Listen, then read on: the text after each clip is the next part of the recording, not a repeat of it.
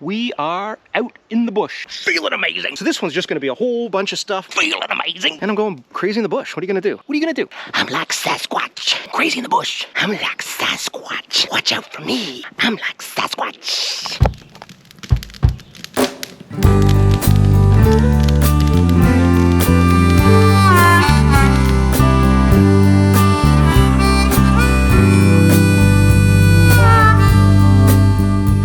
Well, good morning. It's breakfast time. I'm making a little egg sandwich with some S&P, a little bit of butter, some fresh cheddar, and I'm gonna slice it diagonally because I am not a psycho. I've brewed myself some fresh black coffee.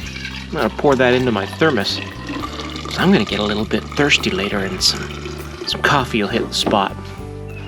We'll do a quick chickadee check on the quad, make sure I've got my gloves and my chainsaw gear. And we're gonna top up our fluids, as it were, because we're not gonna be bringing the cans out to the woods today. Not a lot of chainsawing to do. And oh, there's the brush hog, or the bush hog, or any other term that isn't correct.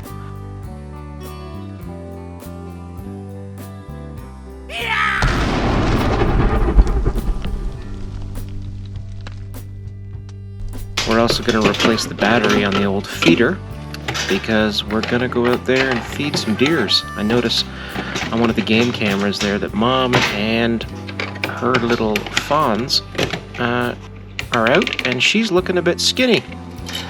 So I'm a nice guy, and I bought a big old bag of feed to get them all healthy and feeling good in the woods. And there's my drill. I'm gonna turn on the old quad, and off we go into the bush. No, we're gonna go get the feed. I forgot I kept that at a different spot because I didn't want it in the garage. So, all right, now into the bush, and we're doing some pretty sweet jumps. That's an alley-oop, followed by a 540. And, oh geez, there's a fakie slide. Oh, I like that shot. That's a nice shot. That's kind of like one of them movie shots. And that piece of wood sticking up. I'm not driving a unicorn, everybody. It's the stand that I hang the feeder on. I attach that to the tree. It screws. And then I hang the feeder on it. So I'm gonna let this guy take over. Hey, it's Jay, and welcome back to Simple Woods Life. We're out in the woods again. Still trying to get back to the campsite, but 1,000 things pop up all the time. Tons of little chores that I gotta get taken care of. My glasses are fogging up.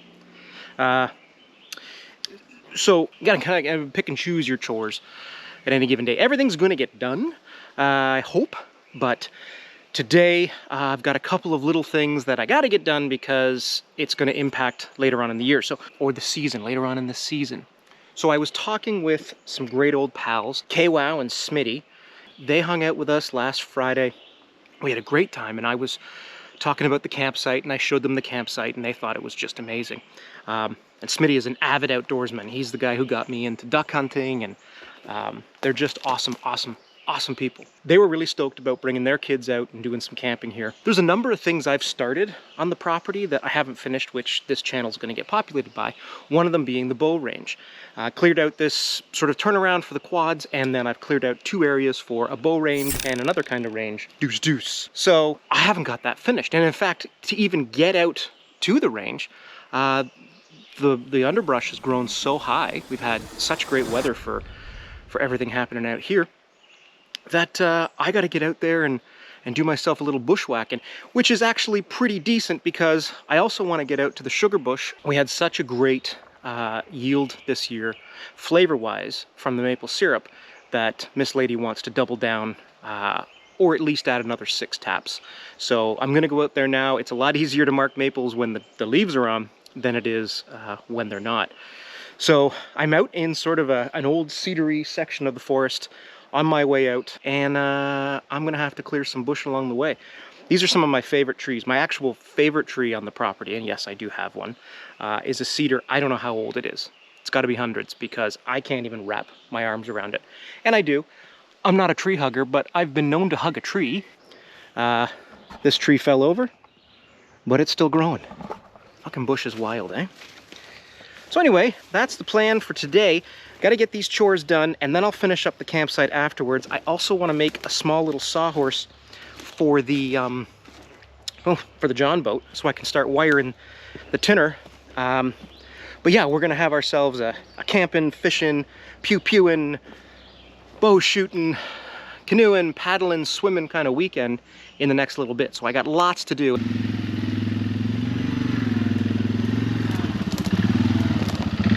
And as we're out here, we're gonna do a little bit of housekeeping as well.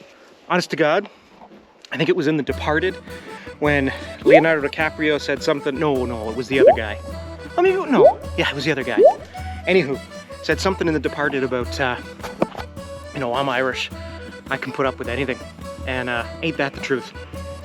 I'm Irish as well, and I have been walking under this ironwood and ducking under it all fall, quadding under it all spring when we were going out. Even in the winter, we were snowshoeing and shit through here. And we have been walking under it, ducking under it, getting dunked by snow and crap, getting pricked by the thorns. So, not anymore. Right now, we're gonna take care of it. Whoop, whoop.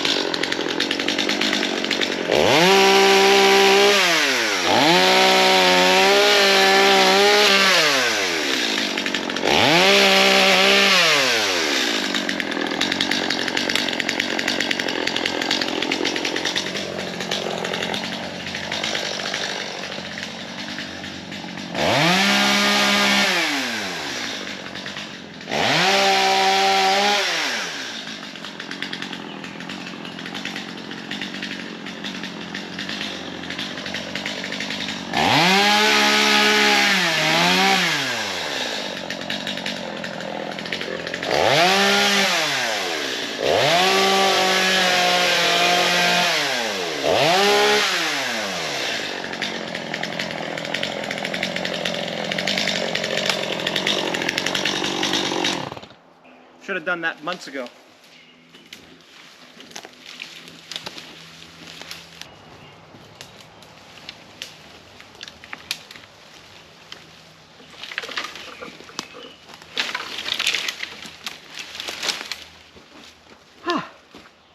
Fucking A.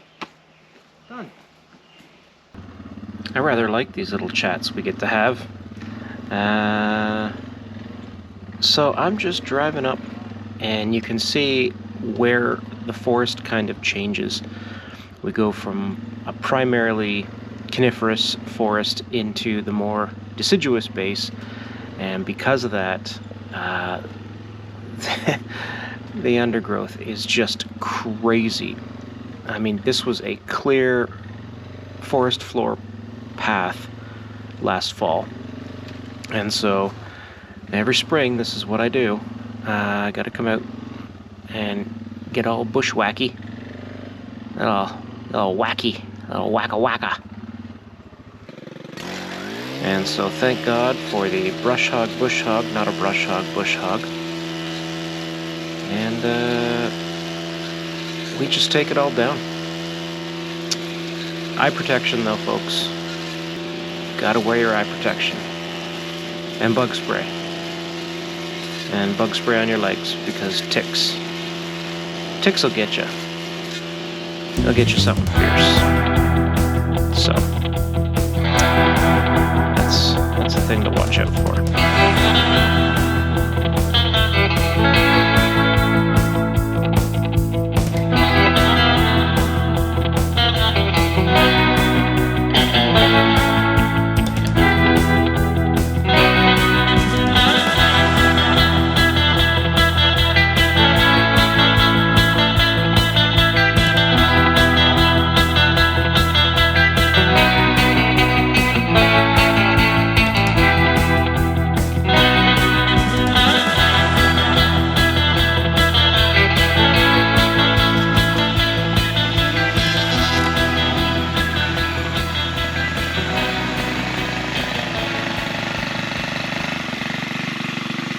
Holy bushwhacking. I am testing the absolute limits of bug spray. And I'll take you up there in a second, but the bush is overgrown, or the trail's overgrown, all the way from, oh, I don't know, a couple hundred yards that way, all the way up and through to the first clearing that we've got on the property. Natural clearing. The natural clearing should be enough, actually this whole trail should be enough to dissuade anybody from being upset about clear cutting in the forest, as it were. We're not clear cutting. We're working around trees. There's no straight runs with the quad out here. We're not gunning it because I've worked ourselves around every single tree. I might take down something small, you know, but anything that's substantial, anything that's healthy, I'm leaving it alone. Always have, always will. But wow, the bugs are something else. The temperature's perfect though. It's a gorgeous day. Like, couldn't ask for anything else. And anyway, so as I was saying, you know, anybody who's like, oh my God, you're clear cutting all this natural vegetation. This wasn't here in the fall. And now you can see it was, oh, 2.5 feet high at some spots. Where that first natural clearing is, it's almost completely overgrown. And I'll take you up there in a second, but that's where I've got some plans. So I'm sort of debating whether or not I clear cut it back down. And then the second clearing beyond that is where our sugar bush starts. So that one I definitely will tap back down. And then I've got to finish up the trail from there. I felled a bunch of the trees, but I never finished them. I'm soaked in bug spray, and these sons of bitches are still coming at me. Like, man, get the net. Yeah. Wow.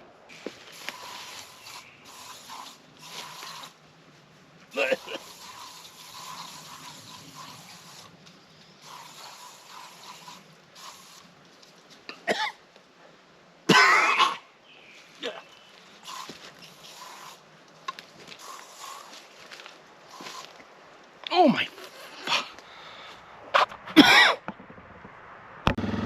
Hey folks, Jay from Simple Woods Life here. Just reminding you that I walked ahead for hours and bushwhacked all this so you guys could just enjoy a nice leisurely quad ride. Going around little bends and stuff like that. Isn't that nice? It's kind of like the lazy river. You're welcome. That's what I do for you. Service with a smile. Yeah, so believe it or not, we're in the first clearing. Now I call it a clearing because there's really nothing here compared to the rest of the woods.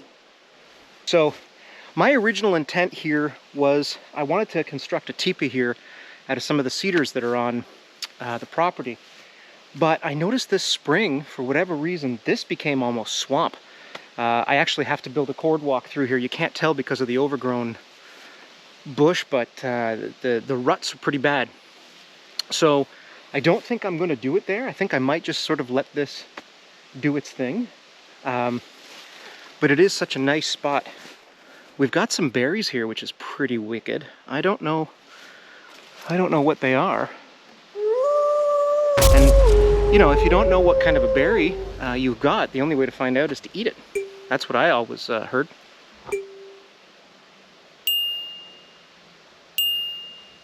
So, the bush gets really thick over here.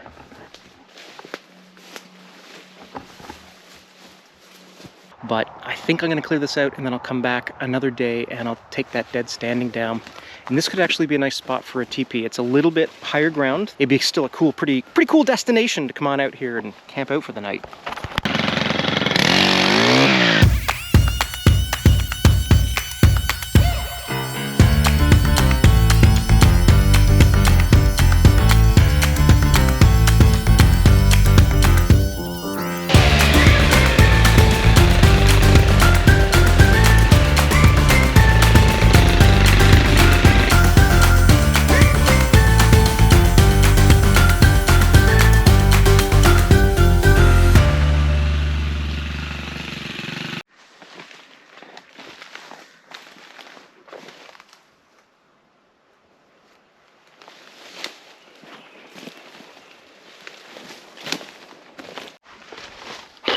Okay, we'll define the space more as we go. These are all dead, so I'll take all those down. And there's a little bit more of a clearing that goes back into there. So I think all in said, I'll have about a 20 by 20 area to put a nice teepee here in the middle. And this is dry ground, so that's pretty cool.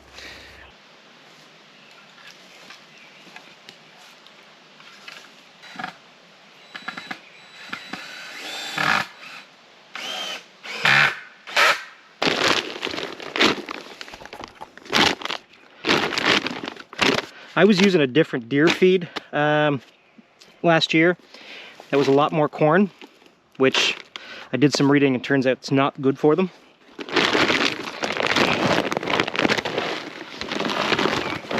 But too much isn't.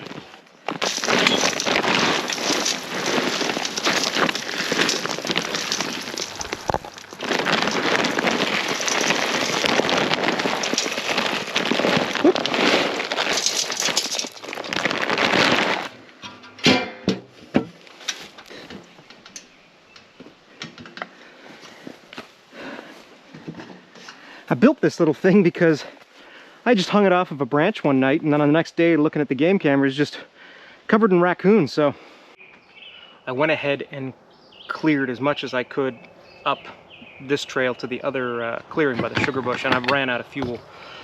So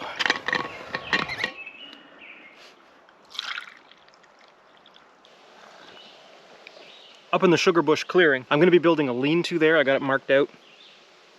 It's part of the large trail that goes around the entire property, which is a huge trek, and it's kind of a warm-up shelter. But beyond that, and I'll take you into it if I've got enough battery, beyond that is the sugar bush, and the deer tracks up there are insane.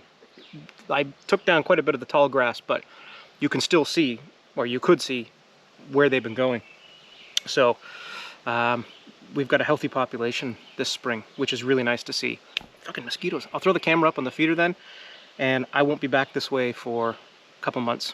Maybe once to check the camera or to check the feeder. But part of the reason for the trails is genuinely, you know, functionality of getting somewhere, like getting to the sugar bush or getting out to the range or to the campsite. But the other part, I don't know, there's something really nice about just going through here and mapping trails and marking trails and cutting things and working away and working around, and then you get to stop and have these little coffee breaks or tea breaks or whatever, and it's just so nice. And I mean,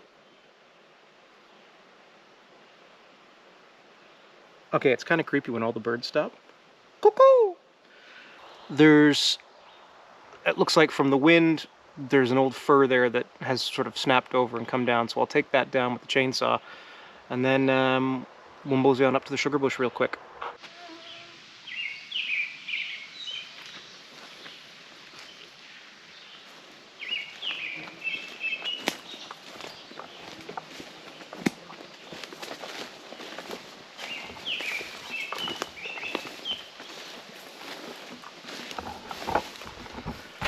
So this is that other clearing I was talking about, and just up through there is the sugar bush, which is hilarious. It's on the edge of the property. There's a few maples, nothing massive, but we get a good yield. You see the mark here is where the lean-to is going to be, little fire pit. There's enough room in here for some quads, and then just through there, the trail goes on, and I got to get back to it. But you can see the deer trails. You can see them, they've been using the bush.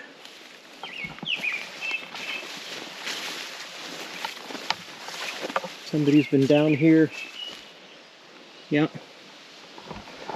Somebody's been bedding down under that tree. Nice little spot. So, once a season I gotta come out and bushwhack all this stuff, and then I don't touch it again, right? But then it's good for the fall. So the deer have definitely been coming up here. So this is the sugar bush, okay? You can see I've marked it. I've marked it with yellow, so the family can find it when they're coming out without me. They're not as familiar with the brush at all. So I'm going to be replacing those in a future video, taking down a lot of stuff about this thick and physically putting up railings, but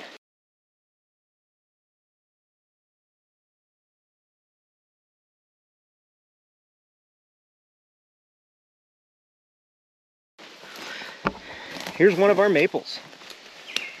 She is a beauty, and she's not huge. She really does produce. And so, as I said, I've got 12 maples tapped right now. And honest to God, you can just follow the lines.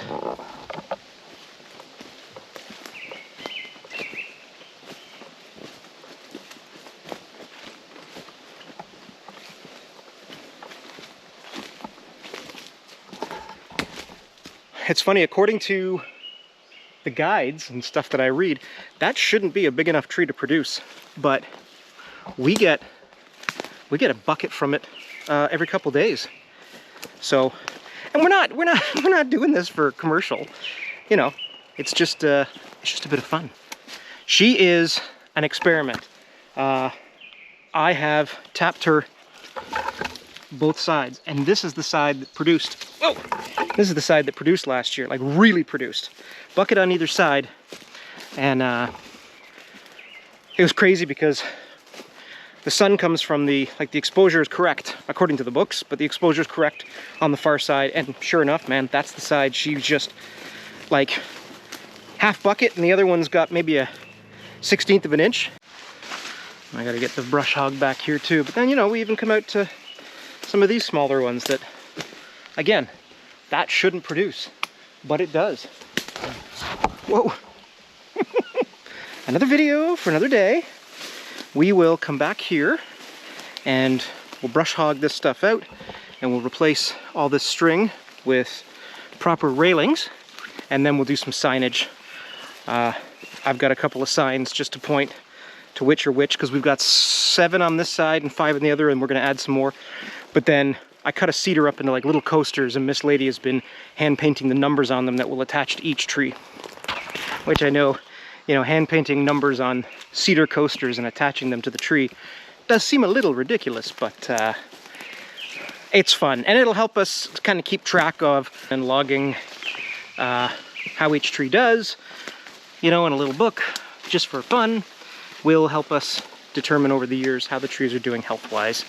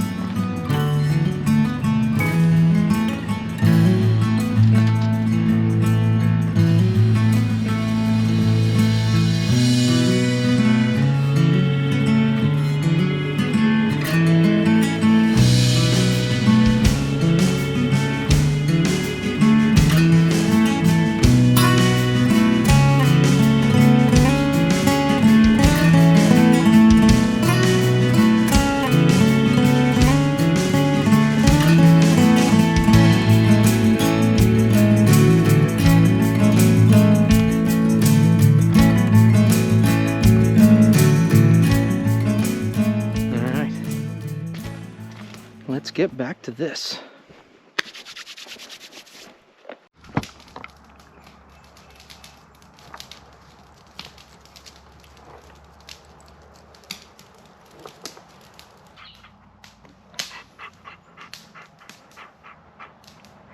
Hey, it's day 2. I got a bunch of chores done, And just mowed the acreage, and my wife, Miss Lady, has got a long lost pal coming out to visit for the day. Our youngest is got a full schedule, so what to do, and I had an idea, and it involved this cold beer, this campsite, this dog, and maybe getting things a little closer to completion.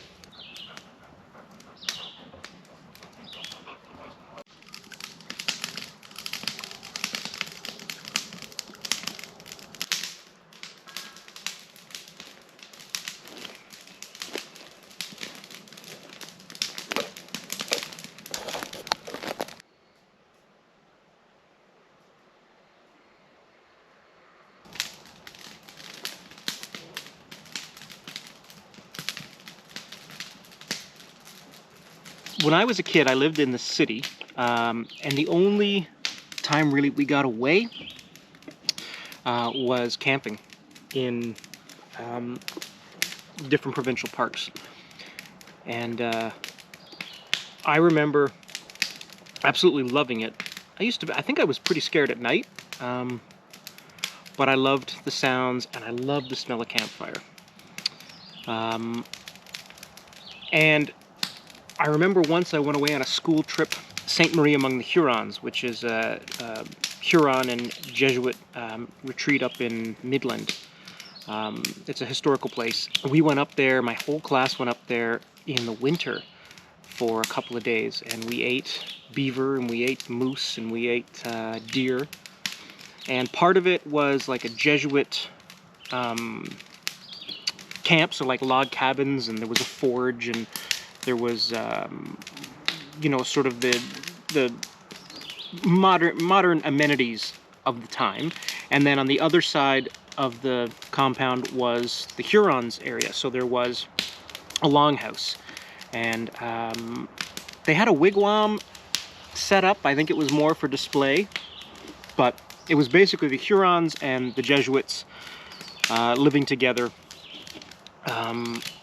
and they had put walls all around it because the Iroquois would attack. So I remember all these pointy sticks around the outside, which was, like, as a kid, it was wild. But I loved the smell of a campfire every night, because obviously everything was cooked over flame.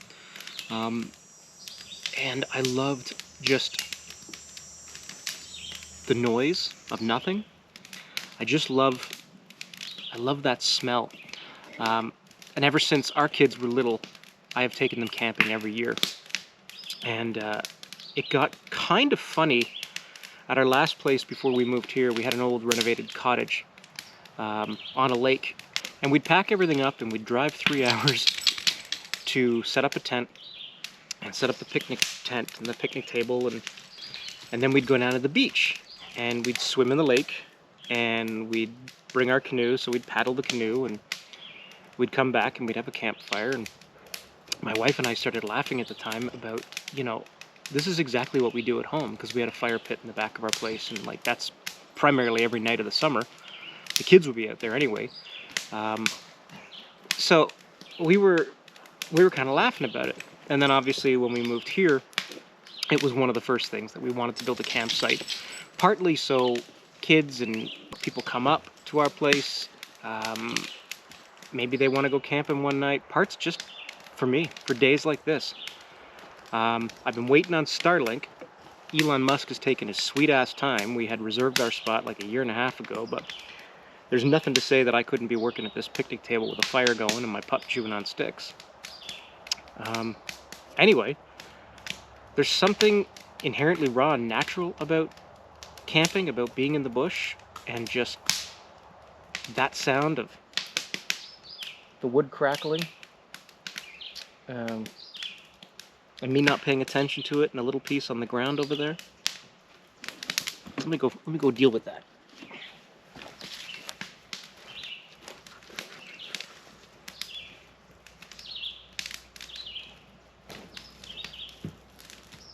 Probably should have used shorter sticks.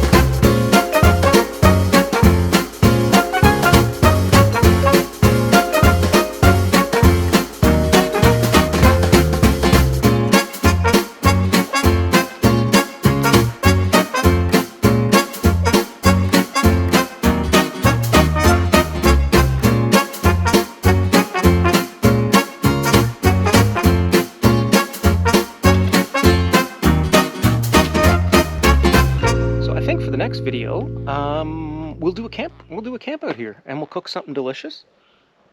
And the fire's almost gone, so I'll head out. But we'll cook something delicious. We'll have ourselves a little camp out, and we'll go from there. Maybe that'll be one of the things that we do very soon.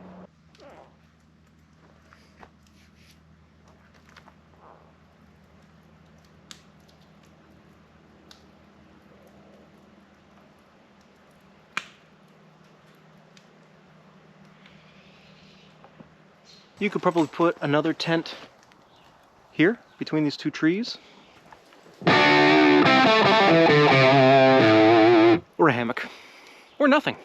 It's also okay not to jam every single space up, right? We got a big spot here that'll fit perfect big tent, and another spot here. And then I've got to clean. I think what I'll do before the day's over is I'll get all this kind of brush here cleaned out.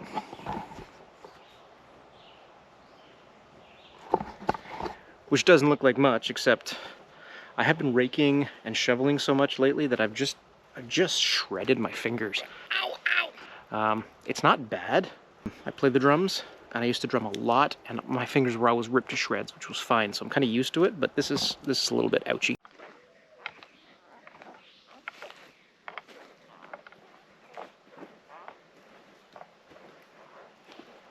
So, I think we've got about as much done now as we're going to get done for the day. You could come camping here right now and you'd be pleased as punch. I know I just want to clear that one bigger area, but I'm going to have to look into what to do with ants over there that isn't chemical based. I remember reading something about vinegar and baking soda. Anyway, that log is infested with ants, but if they stay there, they're going to be a nuisance underneath somebody's tent. So, anyway, other than that, we could camp here tonight. And I would, except, like I said, my youngest schedule is packed. This lady's got a friend over So I'm on dad duty to taxi people around. And then tomorrow morning is an early day, so probably won't be camping out here tonight, although I would love to, but I am going to as soon as humanly possible. Many times after that. Many times after that. So, pretty stoked. Like I said, we'll clean the rest of that other thing up. I might see if I can't get Ms. Lady out here, and I want to bring the chainsaw for some of the bigger bits. But yeah, I would say this place is open for business, man. I think very soon we shall make a campsite video. We'll cook something delicious. We'll have ourselves a little camp out. We'll tell some stories and we'll have some fun. And yeah, it won't be stealthy. I'll have matches, so it might be boring compared to some of the stuff you're used to watching. But hey, that's what we're gonna do. And maybe old Pupperzino will come. Maybe she won't. I don't know. I don't know what's going to happen. I'm not a fortune teller, man. Do I look like a mind reader? Okay, imagine a fortune teller in your head, right? Like from all the movies that you've seen, you know, like in Big, when they go and they put the thing in the thing, and then the guy's like, oh, hey, man, you're going to be big and junk, right? So imagine that guy. Do I look like that guy to you? Does this look like a hat that a fortune teller guy would wear? And by the way, maybe we should even start about, you know, what kind of a stereotype are we talking about with these fortune tellers? Let alone, you know, we won't make a commentary on whether or not you believe in fortune telling. We won't make a commentary on the science or lack thereof of it, whether it's an art, whether it's a scam. I'm not here to judge. Do I look like a judge to you? We're in Canada. Do you see judgy hair and robes and stuff? Because if you do, you've taken mushrooms. No, I'm not a judge, bud. And I'm not a jury, and I'm not an executioner. Judge Dredd. My point being, something about fortune tellers and their stereotypes, and that's not nice. Please, you know, like, if we're going to talk about crystals and divination and seeing beyond, we'll do that around a campfire.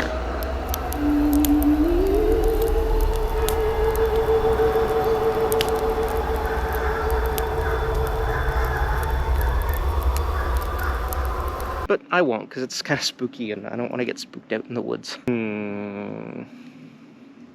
Anyway, we could go camping, and that could be fun. And we'll cook something delicious, like I said. I'm repeating myself. We won't tell spooky stories. We'll just make a fire. Maybe we'll bring sparklers, because I like sparklers. And simple effing woods life, bruh.